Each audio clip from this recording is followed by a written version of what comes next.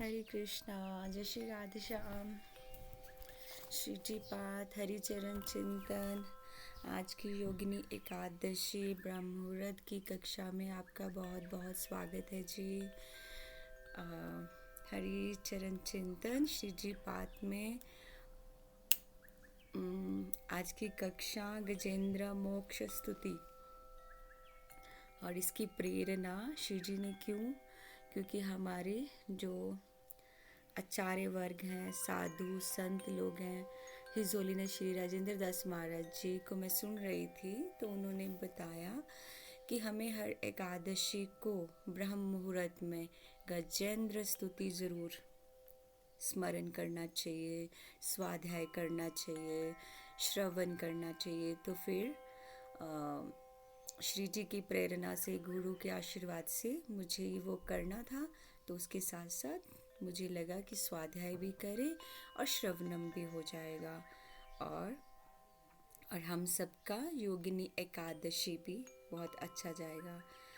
तो श्री राधे श्याम सखी, तो हमें ये भक्ति की यात्रा को अभी हम गजेंद्र मोक्ष स्तुति के रस में जाना चाहेंगे और इस लीला को स्मरण करना चाहेंगे। गजेंद्र मोक्ष स्तुति क्या है? समर्पण की एक अद्भुत दर्द भी बोल सकते हैं और गाथा भी बोल सकते हैं, लेकिन कुछ कथा नहीं है, ये प्रेम है समर्पण का। ये स्तुति हमें, आप चाहें तो श्रीमद् भागवतम पुराण में स्कंद 8 कैंटो 8 अध्याय चैप्टर 3, 4 में बहुत अच्छे से शुकदेव गोस्वामी पाद परीक्षित महाराज जी को पूरा क्लियर कर रहे हैं। मैं थोड़ा शॉर्ट में, क्योंकि मेरे पास गैजेट्स नहीं है, तो मेरा थोड़ा शॉर्ट में ये हो जाएगा लीला का चिंतन। तो आप वहाँ पे स्मरण भी मतलब स्वाध्याय कर सकते हैं। नहीं तो आप यूट्यूब पे भी हिज होलीनेस राजेंद्र दास महाराज जी हैं, मेरे गुरु महाराज हिज होलीनेस राधा गोविंद गोस्वामी महाराज, उनका गजेंद्र स्तुति फुल में है, तो वो आप श्रवण कर सकते हैं। तो आज की कक्षा को हम आरंभ करते हैं। 35 श्लोक में गजेंद्र ने स्तुति को गाया। कैसे गाया? क्योंकि वो तो गज रूप में आए थे ना, ये उनका पास्ट लाइफ का जो कर्मा बोलते ना, वो साथ चलता है। पास्ट लाइफ की ये उनकी जो भक्ति, विष्णु भक्ति थी, वो स्तुति उनको याद रही, जो उनके इस समय में, जो उनका लाइफ का बहुत बहुत बोल सकते हैं मृत्यु वाला समय, डेथ बेड भी बोल सकते हैं। इसलिए गजेंद्र स्तुति को गाने से लास्ट में मैं उसकी चर्चा करूँगी, भगवान इसकी क्या ब्लेसिंग्स दे के गए थे कि जो श्री हरि को पुकारते हैं तो क्या मिलता है। तो हमारी कक्षा स्टार्ट करते हैं। जैसे हमें कभी उपाय कोई निष्फल हो जाए, हम कोई उपाय नहीं हो रहा, हमारे कहीं भी काम नहीं बन रहा है, चारों तरफ से निराशा निराशा नेगेटिविटी, तो हमें क्या करना है? बस एक ही सहारा, अंतिम लास्ट, हरि नाम। गजेंद्र जो स्वर्ग के राजा इंद्र के समान शक्तिशाली थे, बहुत शक्तिशाली थे गजेंद्र। वो जब उनको पास्ट लाइफ में वो उनका जो पूर्व जन्म था, राजा इंद्रदमन विष्णु भक्त थे, अच्छे राजा, बहुत अच्छे, लेकिन उन्होंने एकदम बोलते ना, जब वैराग्य आए, तो उनको वैराग्य आया, वो मल्ले पर्वत पे आके उन्होंने वास लिया, तपस्वी वेश धारण कर लिया, वो जटाएं बढ़ा ली। तो लेकिन उनका अहंकार कहीं ना कहीं रहा, कि एक तो वो भक्ति में आगे, वो अहंकार रहा। तो बस फिर परीक्षा भी भगवान तभी शुरू कर लेते हैं। इसीलिए हमेशा जो आचार्य से सुना है, गुरु से सुना है, कि हमें प्रार्थना त्रिनादपि सुनिचिन त्रिरोरपि से हश्नुना अमानिना मान देन कीर्तनिया सदा हरि, ऐसे रहना चाहिए। त्रिरोरपि से हश्नुना, तो नहीं तो थोड़ा सा घमंड आएगा ना, भगवान परीक्षा तो ले ही लेते हैं। तो इस तरह वो उनका परीक्षा का समय था। अगस्त मुनि आ गए, अगस्त ऋषि, वो जाने जाते हैं श्राप में भी और वरदान में भी। होता है जब भक्ति, जिनका हार्ट बहुत प्योर होता है, सॉफ्ट होता है, वो उतना ही प्रेम करते हैं और उतना ही गुस्सा करते हैं। तो उनको भी वैसा था, लेकिन वो अपने शिष्यों के साथ आए मल्ले पर्वत पे। तो उनको थोड़ा सा, अब तपस्वी वेश में थे, थोड़ा अहंकार हो गया कि मैं भी तो इतना भजन तप करता हूँ, तो अब ऋषि भी आए हैं तो ठीक है, इनको भी पता होगा कि मैं भी तो अब ऋषि हूँ। तो वो अपनी सेवा पूजा में रहे। तो जब उन्होंने देखा अगस्त्य ऋषि ने कि कोई रिस्पांस नहीं मिला, तो वो उनके पास गए और बोला कि तुम्हें ये जो अहंकार हुआ है ना इस वेश का, पहले तो ये तपस्वी वेश कभी भी ऐसे नहीं लेना चाहिए। तुम गृहस्थ में हो, गृहस्थ में हो तुम, मतलब गुरु के बिना, बोलते ना गुरु के बिना ज्ञान नहीं, तो गुरु की आज्ञा के बिना। लेकिन छोटी सी एग्जाम्पल देती हूँ, आजकल कलयुग में हम लोगों के लिए भी अ, गुरु की पहचान करना बहुत मुश्किल है।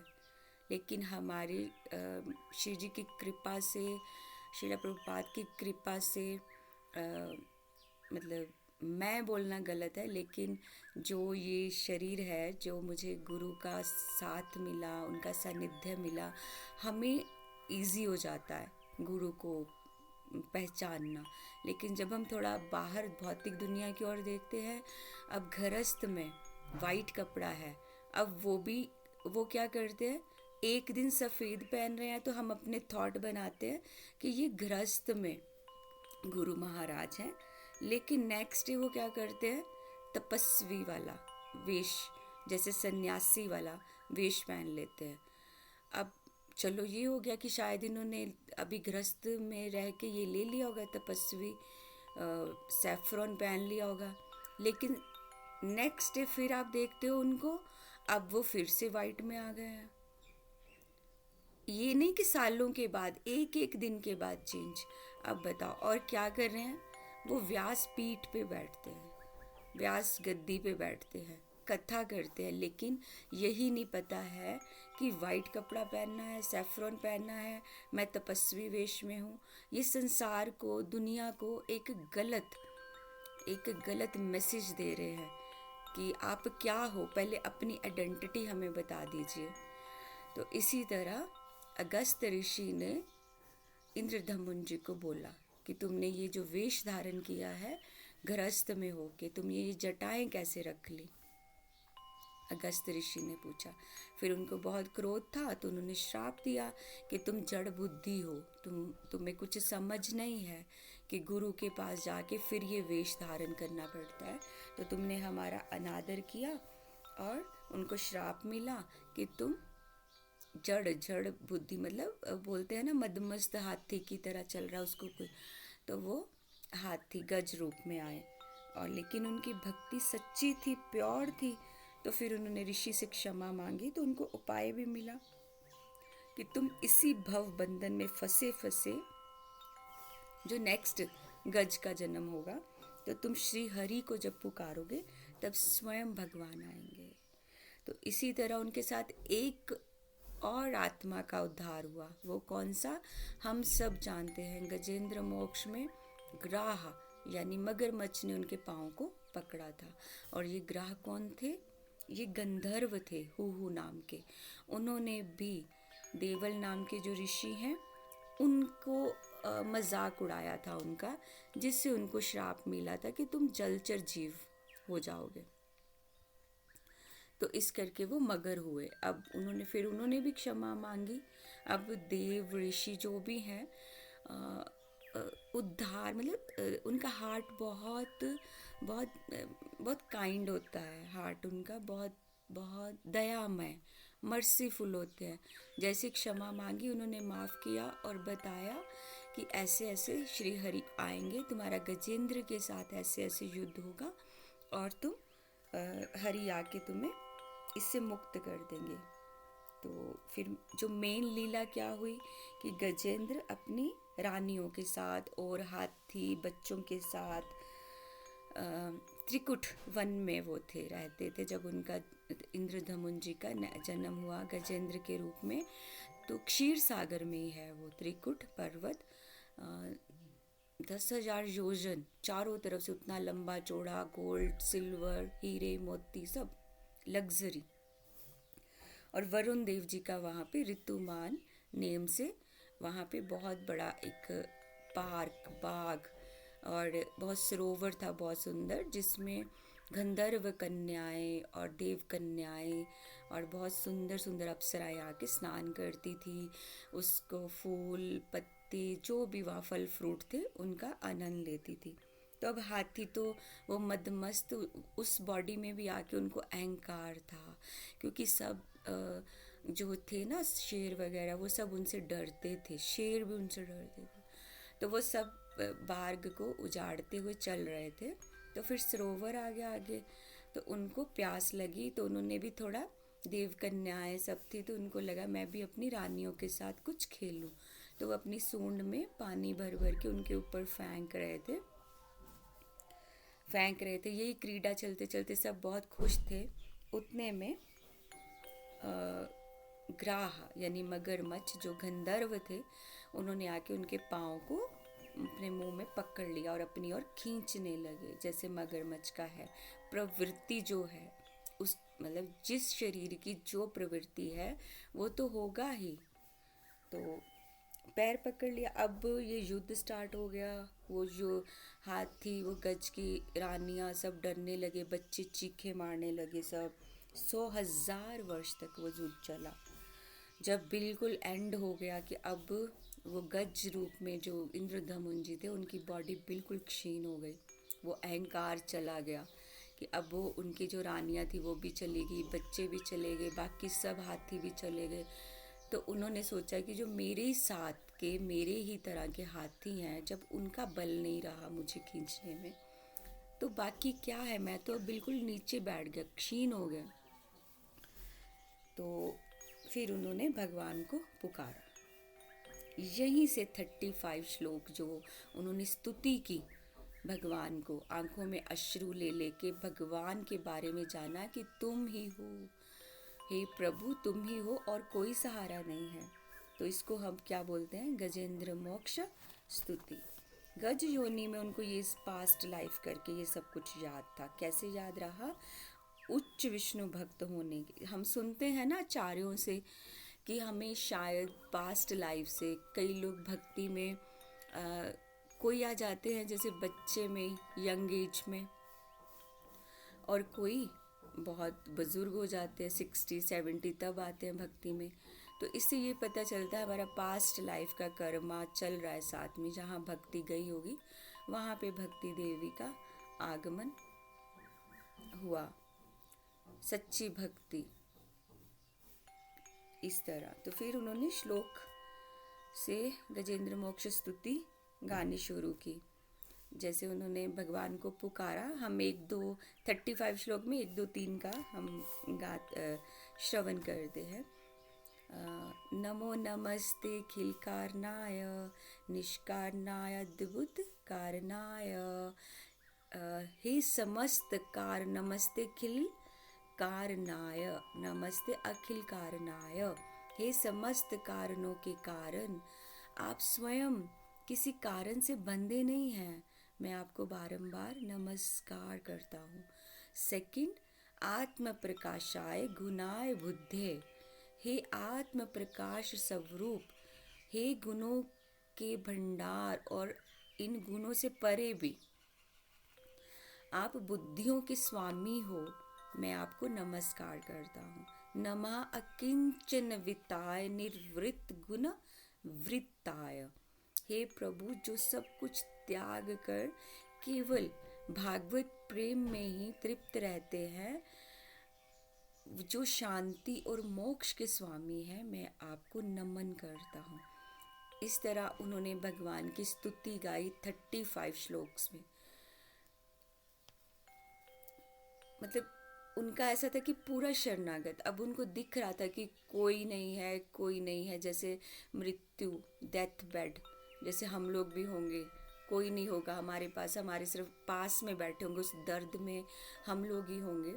जब मृत्यु आती है वो जो पेन होगा हमें ही सहन करना है, पास में तो कोई कुछ नहीं कर पाएगा। लेकिन एक इंसान नहीं बोल सकती, परम पिता परमेश्वर, पुरुष एक है और सबसे सुंदर कौन है, भगवान है। पुरुषोत्तम कौन है, भगवान है। पुरुष कौन है, भगवान है। बस एक ही है। वही आएंगे, वही इसको आर पार कर सकते हैं। उसके लिए क्या करना पड़ेगा? पूर्ण शरणागति, समर्पण होना होगा, तभी भगवान आएंगे। जैसे द्रौपदी मैया को अपने पतियों पे घमंड था, 5 पतियों पे, भीम पे, लेकिन लास्ट में उनको भगवान को पुकारना, भगवान वहीं खड़े थे बाहर कि ये कब मुझे पुकारे। भगवान तो हमारी पुकार की वेट करते, हमारी जिह्वा पे सिर्फ श्री आएगा तो वो आ जाते हैं। इतना भगवान हमारे लिए मतलब व्याकुल रहते हैं, लेकिन हम बद्ध जीव है ना। तो जैसे ही उन्होंने पूर्ण शरणागति की, समर्पण भाव से 35 श्लोक में बहुत बहुत बहुत स्तुति गाई कि सारे देवता भी आ गए। उस स्तुति के लिए देवता, स्वयं शिव, ब्रह्मा सब आ गए। फिर भगवान आए, गरुड़ पर सवार होकर आए। भगवान सुदर्शन चक्र से उन्होंने उस मगर का, ग्राह का उद्धार किया। कैसे उद्धार किया? जैसे वो स्तुति गा रहे थे तो एकदम से अपने पाँव रखा और मगर का मुंह से उसको चीर दिया, 2 टुकड़े किए, उनको निकाला और अपने गजेंद्र जी को अपने साथ गरुड़ पर विराजमान करके साथ में लेके गए। कितने अच्छा है ना। देखो मतलब भगवान स्वयं गरुड़ के ऊपर, अहंकार टूटने की देर है बस, भगवान तो आके गले लगाते हैं। लेकिन इस जो हमने अभी जाना कि ये क्या है गजेंद्र, गजेंद्र भी जीव आत्मा ही है, हम सब ही हैं। हमें इसको अपने ऊपर लेके समझना है, हम क्या है? गजेंद्र। और मगर कौन है? माया। माया जिसने हमारे को पकड़ रखा है, खींच रखा है भौतिक संसारिक दुखों से। और जो सरोवर था वो है हमारा संसार का मोह। और श्री हरि कौन है? परमात्मा, हमारे श्री प्रिया प्रियतम। क्योंकि हम अपनी शक्तियों पर भरोसा छोड़कर जब पूरा समर्पण करते हैं तब भगवान स्वयं रक्षा करते हैं। ये गजेंद्र मोक्ष स्तुति अगर हम एक लाइन में इसको डिफाइन करें, 35 श्लोक को एक लाइन में डिफाइन करें तो क्या आएगा? जहाँ तक मैं समझती हूँ ये आता है, शरणागति ही मुक्ति का द्वार है। हमेशा तभी सभी गुरुदेव, सभी आचार्य, सभी संप्रदाय में आप जाओ, सिर्फ एक ही चीज़ बोली जाती है, हरि नाम और शरणागति, हरि नाम और शरणागति। इस स्तुति का भी यही है, शरणागति ही मुक्ति का, मोक्ष का, सबका द्वार को है, शरणागति। तो हमें भी क्या करना चाहिए? जैसे गजेंद्र ने पुकार की, वो कोई सामान्य जीव नहीं थे गजेंद्र, शक्तिशाली ऐश्वर्य वनराज थे, राजा का गर्व भी था, बल का अहंकार था। लेकिन जब मगर ने पकड़ा तो वे अपने बल से, योग से, साथियों से संघर्ष किया, किंतु लास्ट में क्या हुआ? 1000 वर्ष तक चला मगर नहीं छूटे। तो श्री हमें क्या मिला उससे? क्या संकेत मिला? कि जब तक हम अपने बल पर भरोसा करते हैं, अपनों पे भरोसा करते हैं, संसार पे भरोसा करते हैं, हम उस माया की गर्त में और गिरते जाते हैं। लेकिन जैसे हम उससे छूटते हैं, अपने श्री हरि पे, श्री जी पे विश्वास करते हैं, हम उसी टाइम इस संसार से छूट जाते हैं। एक अलग सा मोड़ आता है हमारी लाइफ में, एक ऐसा मोड़ आता है कि हम खुद ही नहीं बिलीव कर पाते कि हम सच में इस भौतिक लाइफ में थे, सच में थे। क्योंकि जब दिल बिल्कुल टूट जाता है, सब कुछ, यहाँ तक कि कोई भी साथी हो, फ्रेंड, सगे, कुछ भी हो, जब दिल बिल्कुल टूट जाता है फिर पता चलता है अब मेरा कोई नहीं है। फिर यही क्षण होता है, यही सबकी लाइफ में आता है। वैसे तो शास्त्रों में लिखा है कि 3 टाइम भगवान हमें मौका देते हैं, 3 बार आता है लाइफ में, नहीं तो एक बार में भी उद्धार हो जाता है। ये वही क्षण होता है जब हमारी अहमता, ममता टूटती है, और यही वो क्षण है जब हमें संभलना है। यही वो क्षण है जब हमारा हृदय अंदर से पुकारता है कि अब तू ही है और कोई नहीं है। हे श्री जी, तू ही है, तू ही है, तू ही है। इन चरणों के सिवा कुछ नहीं चाहिए। मेरी लाइफ का गोल श्री जी के चरण है। अब मुझे पता चल गया। कैसे पता चलता है? अपनों से जो धक्के मिलते हैं, जब हम हार जाते हैं, बिल्कुल पीछे हट जाते हैं, फिर जब हमारा दिल बिल्कुल तोड़ा जाता है, एक बार नहीं, उस दिल को अच्छी तरह से तोड़ा जाता है फिर।